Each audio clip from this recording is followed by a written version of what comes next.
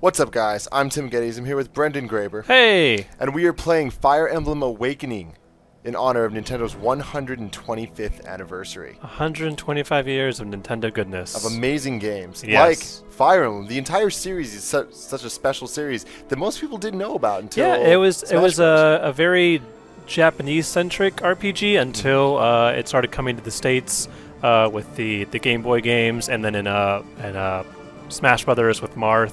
Yeah. People were like, wait, who's this guy? He's pretty cool. I want to play some of his games. Yeah, so in 2001, with Smash Bros. Melee, Marth and Roy were in that, which completely opened those characters up to a whole new audience. And then they released the GBA one, which is actually the 7th Fire Emblem game in the series. And that's the first one we got in America.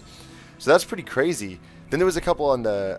there was a sequel on the GBA. Yeah. And then there was 2 GameCube ones. GameCube and Oh, Wii. sorry. One was GameCube, one was Wii. Well, they transfer over to your saves, which is a Yeah, cool exactly. thing. It was like those two were like direct sequels to each other.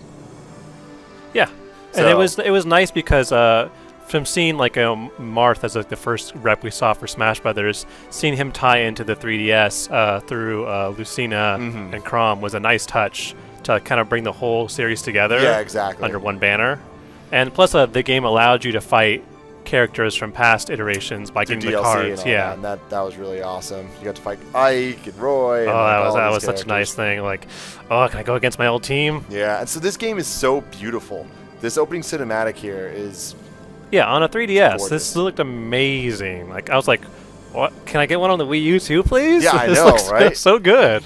But so this game to me it's not my favorite Fire Emblem. I think that would be the GameCube one, Path of Radiance. But yeah, me too. I think this is the best one.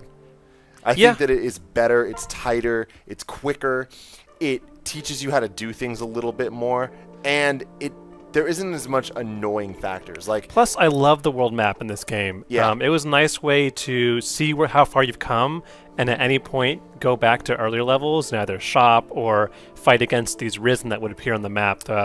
You could either spawn them or they would appear at random. And also, Street Pass fights were amazing. Exactly, and that's what's so cool about this one compared to the others is that the others, you had to go through the story. It was linear. You only had this many battles. Yeah, every so often, if I want to have like an arena, you can grind in, but that was it. Yeah. So okay, who are we gonna pick here? I want my Chrom. Yeah. I want my Lucina. So who did you get down busy with your characters, get them all married and having kids? No, only a couple. Only a couple? Yeah, I didn't go too crazy with that whole thing.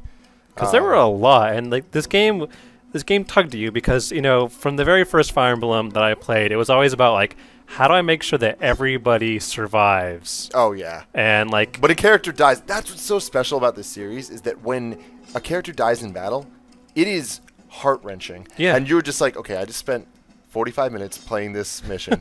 Do I give all that up to save this character, or do I just go on without him? And there's something special about that. Like in Fire Emblem 9, I'll never forget Jill, who died, and I had to let her go. But like that created this memory for me. I couldn't do it. I would always restart. I know in Radiant Dawn, like there was a one Castle Siege level.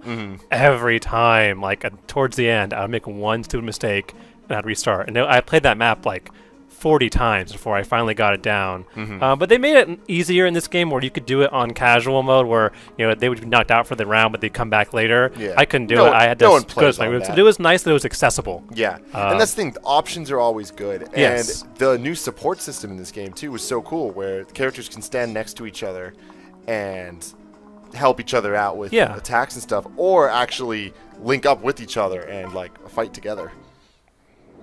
Plus, it was nice that there were a lot of like the one thing I didn't like about Radiant Dawn or Path of Radiance was that there were a lot. The support system itself was very generic. Like it was like, hey, how you doing? Let's fight together. Okay, that's nice. You got rank C. There was like a lot of conversations. Like you get like a lot more depth into people and seeing. Oh, we turned those animations on. I don't know about you, but I love the animations in this game. See, I have to turn them off. I want to just move quick. I want to get through it. Should we keep them off then?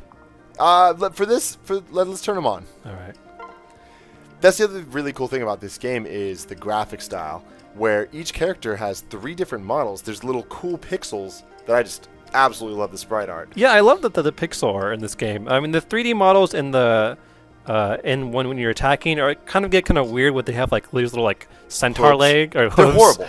Honestly, that is my least favorite thing about this game is the 3D models, because the pixel art's so good and this anime hand-drawn art is so gorgeous. Yeah, I would have rather they just kept with that. Yeah. But, you know, one day. I just don't know why they don't have feet. Yeah, I was really happy when they confirmed Lucina and Robin for Smash, because this game really got a really good reception. A lot of people came into the fan base, so having that justified by saying like, hey, you guys like Fire Emblem Awakening, here's Lucina, Robin, and even Chrom with a little assist going in. Featuring feet. For the first time yes, ever. and I was like, thank you. Somebody listened. Let's get some team up going action here. The strategy in this game is so interesting too. It's all based on the rock paper scissors mentality. Yeah.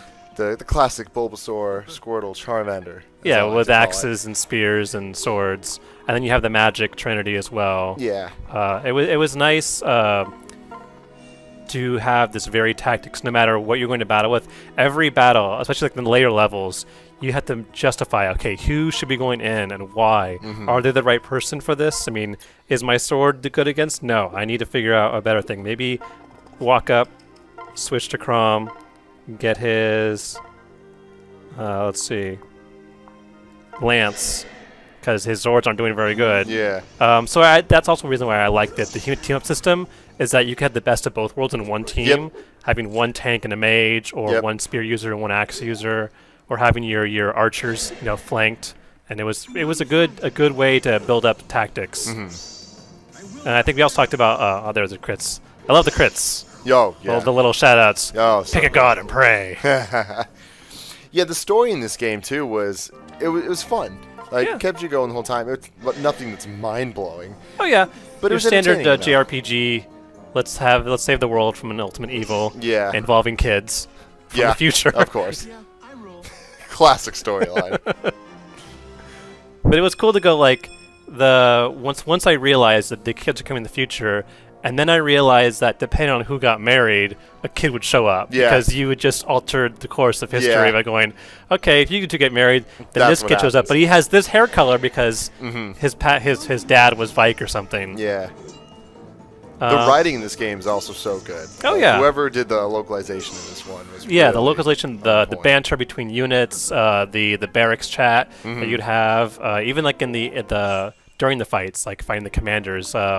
My favorite map in this has to be the one right after, spoiler, someone important dies, and you're in the desert with these giant bone ruins. Yeah. And it's raining. There's this really somber, tragic music playing, and the enemy commander doesn't even want to fight because he knows what happened was terrible. Yeah. Oh man, this one just hit me. Yeah. I really hope they have that music in the Smash Brothers, by the way. Do you have a favorite map in the game that you can say? The first one that comes to mind is the giant tree.